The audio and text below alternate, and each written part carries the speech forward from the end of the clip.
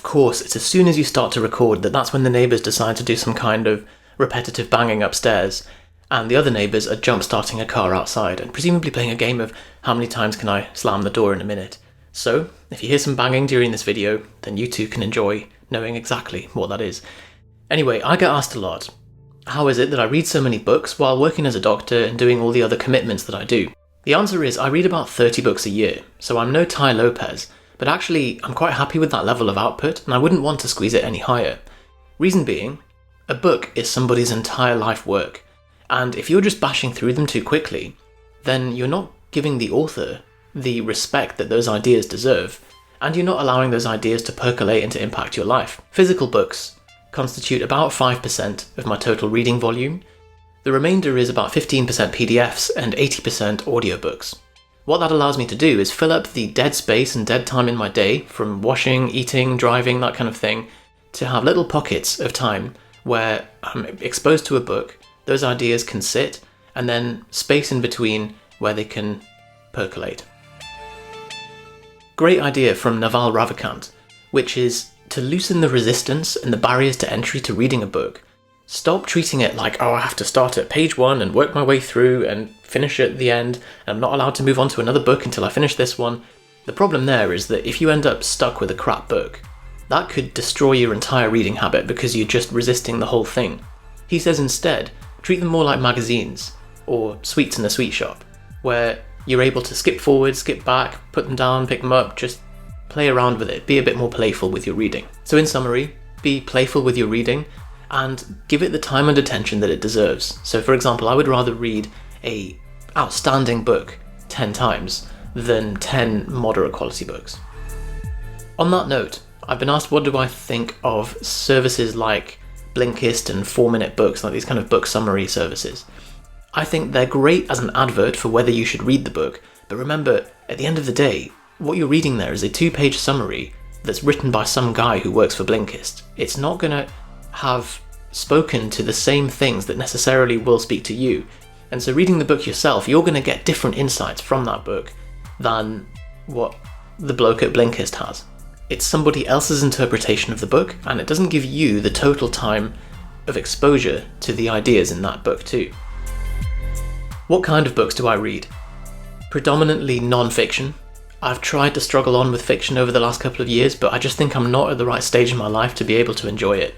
I definitely see some utility in if you work in a marketing or a sales job and you can then ingrain the archetypes of storytelling into your work, then that totally makes sense. But for me, it's not priority right now. The difference between just-in-time learning and just-in-case learning. So just-in-time learning is when you have something that you immediately need to apply, and so you're reading and you're paying a load of attention to it, similar to when you're prepping for an exam. Like that's when you're really paying attention to what you need to read and what you need to learn because you're going to be tested on it. As opposed to just-in-case learning, where you're reading something out of interest but there's no immediate application to that. When you do that, you're not paying as much attention and the ideas are less likely to hit home. So I'm going to cover the mechanics of how I read books in a second, and also my note-taking process. I think it is absolutely essential that you take good notes from the books that you read. Our memories are fallible, and it's quite often that you'll come back to your notes from a book that you read a few years ago and you'll be like, oh my god, I forgot that I even read that, and it meets you at a different place to the stage in your life that you were in when you first read the book. This is your personal book summary service because the ideas have been curated by you, relevant to you and your life. So I'm going to cover how I do that over on my phone, which I'm recording on now, so let's switch camera and I'll show you how that's done. The home screen of my phone, and as you'll notice there's only productivity apps on the home page. I also don't have Facebook installed at all, and the only reason that I have to have Instagram and WhatsApp and so on installed is for work purposes, but they are on the third page and they're in a folder with strict screen time limits as well. So I've split this into listen and read, but I've also put books just out on the home page rather than tucked away in the folder. So the first app that I use for getting through lots of audiobooks is called Book Player. This is the 4-Hour Chef, which is available for free download. And as you can see, it tells you which parts of the book that you've got through already. You can then open up the book here. I usually listen on 2.5 or 3 times speed. And you can also set a sleep timer as well. So if you want to listen to something before bed, you can set this so that literally after 5 minutes, it just turns off. For Book Player, it's an open source free app. You can transfer things straight from your MacBook into a folder. So I use Alfred, which if you haven't seen the video on that, check out how to do that, because it means that you can basically take any MP3 or audio file, lecture that you've taken from YouTube, audiobook, whatever, press Command M and move it straight into the Book Player folder, and then that synchronizes and appears on your phone.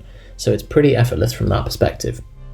I also use Castro for podcasts. I think it's the best app for that. So I'll show you what that looks like. So this is the Castro app, similar features. It's got different speed features and also a sleep timer. And then Audible, which you can get a subscription to for pennies really, I think £7 a month or something like that. Okay, so the final thing is the Apple Books app. And as you saw, that was on the home page just outside of a folder so that it's front of mind, front of awareness. Now, pre-warning, before I go through this will make you look like an absolute space cadet in front of your friends or your flatmates. With that aside, what I do is you can set up text-to-speech feature, and then when you open a book, this is Darren Brown's Happy, you scroll down with 2 fingers from the top and it brings up this label. What that then allows you to do is... Philosophy can be highly flexible and subject to great changes, but the important point, I believe, is to have one, and one that enables us to live more fully. It does not need to be easily describable in its entirety, or clearly attributable to any philosophical school, although it should stand up to scrutiny and inquiry, being thought... So that's it, and then you can just have that running if there's no audiobook version available. Yes, it's not ideal. Yes, there's no normal intonation and inflection that you would get with normal speech, so you have to pay a bit more attention. If that sounds too fast for you, don't worry, you will be able to improve your capacity for speed. Start with 1.1, 1.2, etc. And for some books and some content, you might even be able to go up to 3 times speed. I think much more than that starts to become a bit difficult to hold on to, and you're having to really white knuckle to understand what's going on. So, all of those things aside, that is the way that I consume the content. I'll cover how I do the note-taking in a second, but I should specify as well that all of what I've covered here is really just because of the constraints that I'm facing in my life. It's what I currently do. It's not my ideal. My ideal would be having more time and being able to sit just with a physical book and just enjoy myself out in the park, to get a Kindle and to sit on the train and use that and really kind of revel in the books themselves. But I can't do that, and so this is what I'm doing in spite of the other parameters, the other constraints in my life. To give you a contrast, my flatmate Mike gets through a ridiculous number of books, probably close to a book a day, and he's not using any hacks, no cheats. He's just sitting and reading through those books, has a special chair, turns off his phone in the other room, and just really dives into the book. And that's a completely separate approach of just being able to fully enjoy the book for what it is and read it the normal way. Johnny has a different approach. He tries to minimize the total amount of stuff that he reads and instead focuses on what is the key actionable insight that I can do.